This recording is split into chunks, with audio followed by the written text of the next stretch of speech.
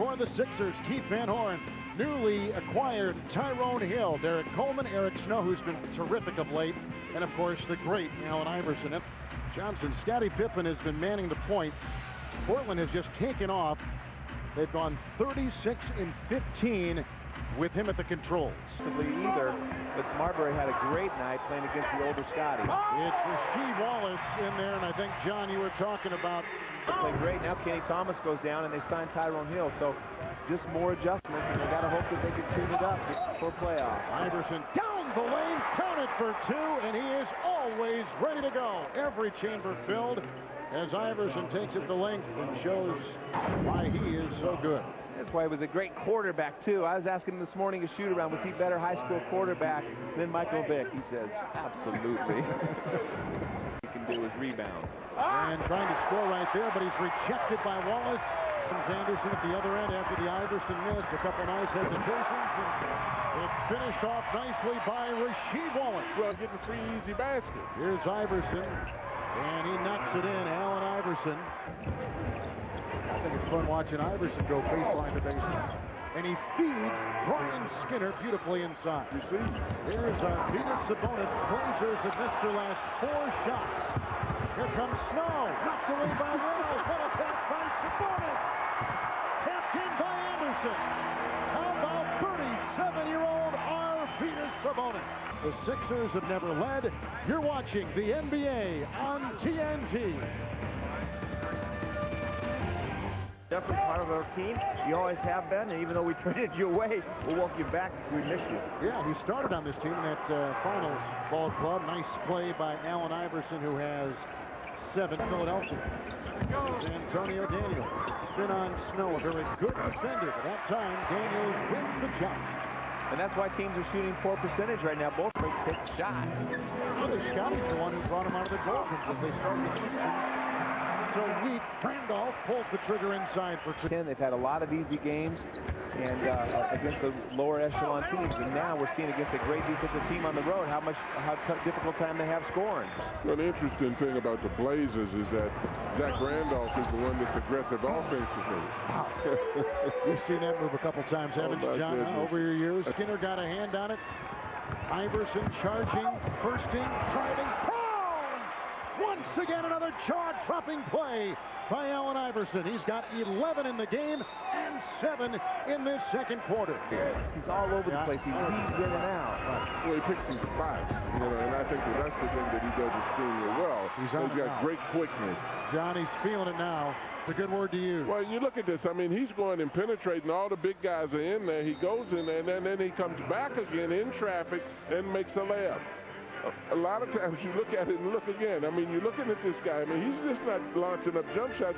He's taking a hit to make the baskets inside. And Bonzi can't convert. Skinner had a hand on it, and Derek Anderson puts it in. Now helping him the ball. But Coach, watching Iverson, I mean, he doesn't show any sign of having any injury. He was seeking the foul. This is for Philadelphia's first lead. Allen Iverson takes the second most free throw attempts of any player in the NBA. I just like the field goal attempt. Forget the free throw attempts. Well, he pays a price for it. Look, he's got almost a bandage everywhere, on every arm, everywhere he can have. And a tattoo. Opportunity situation. He's got to be out there and be very aggressive offensively. Sixers have their biggest lead right now. Rasheed Wallace fading away and makes it work inside. Well, that's what I'm talking about. I mean, you got Hill right here going through the defense, but now you flip it around and we look at Wallace. Wallace has got the ball in the post. He's got almost every kind of move and great touch. So he's got to be more aggressive in that position anyway. Looking for his first 2, and he finds it right there. That's just he attracts so much attention. Bonzi Wells. Sitting from outside.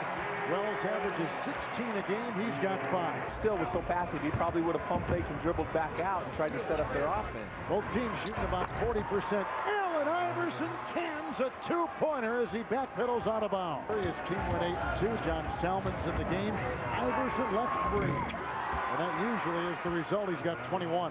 Now, then he has the offensive team for the 76. Iverson, the only one in double figures, and Rasheed Wallace is leading the Blazers with his 13 points. Well, and again, you're talking about a team in Philadelphia where Larry's trying to utilize a defensive team. He's trying to stop it from getting threes. He hopes the pace of the game is a lot slower for the 76ers. He wants to keep the score close. The 76ers have got to get down the court, get an easy basket, take advantage of their size, get the crowd involved, and change the tempo of this game. Comes Skinner, 3-on-2. Iverson on the wing. And tries to maneuver and gets the shot to go. He's got 25. And I don't know how he concocts these different shots, but he gives you a different move with every part of his body. He concocts them frequently because he gets a lot of shots. He is so fun to watch. Oh, I love it. You know, we were talking about the officials calling everything early on. Right now, they're letting them play. There's a lot of hacking and slapping going out there. This is fun. Allen Iverson and the Philadelphia 76ers have their biggest lead tonight. You're watching the NBA on TNT. Shot clock at 2. Iverson. Good! Allen Iverson has been a flamethrower in this first half. Iverson inside. Philly by 2. Iverson falling away. Puts it in. Iverson. Oh, what a play by Allen Iverson. That is one little big man right there. I cannot wait for the beginning of the playoffs. We're about 6 weeks away, and everywhere you look, races in the East, great races in the West, and positioning now for a home court to begin the playoffs. Huge for all these teams in contention. But he's happy at this situation the way the game is. Here's Iverson with 25. Out to Snow. Nice fake. Stoudemire bit, and Snow puts it in. He's got double figures, 10 points. A couple years ago. I hope they pick him on the Olympics. I love his energy, his heart, and I know he'll come ready to play. Through 3, it's the Sixers with their biggest lead, 55-44.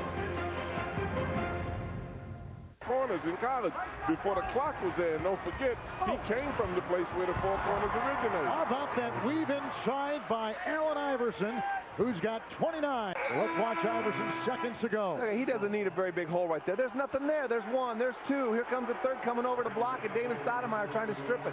Nothing there. Unbelievable. Just a little crack, and he fits through. Get easy baskets in transition. They haven't been able to do that. Nice pass by Stoudemire inside to Zach Randolph. Which enables them to full-court press. Allen doesn't have to work so hard to beat the pressure. Snow gets a shoot. McKie is actually playing the point forward, bringing it up the court. Allen Iverson buries one again. He's got 31 points. Snow, Iverson, and a 2. Allen Iverson hits it again. Every chamber is filled for AI tonight.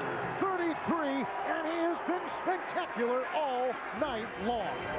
That's the first jump shot all night long. We were talking about using the clock, and that's the first time he's pulled up like that on the break, and he knocks it down. He's just feeling it. Well, that's one of the reasons they've been able to throw the tempo, because they're being very selective about transition baskets. Biggest lead for the Sixers tonight. Can get out and run and get some easy baskets. Iverson. What a pass by Allen Iverson, finding McKie inside.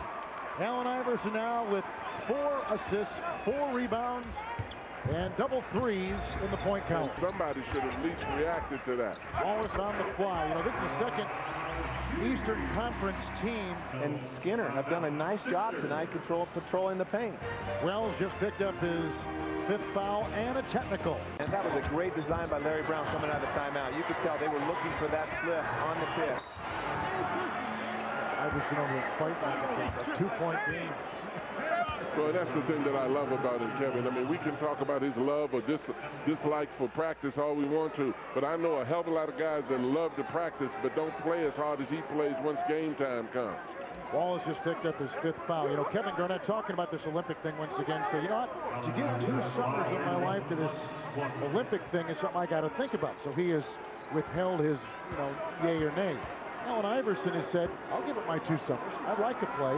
Larry Brown, I think, feels that it would be one more great step in the continued development of Allen as a basketball player. About Allen and the commitment, Kevin, I mean, I think a lot of people are talking. Hey, Craig, where's Larry Brown?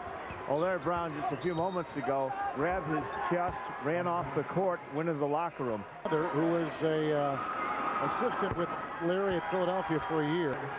Well, Allen Iverson was a thrill to watch tonight. 36 points.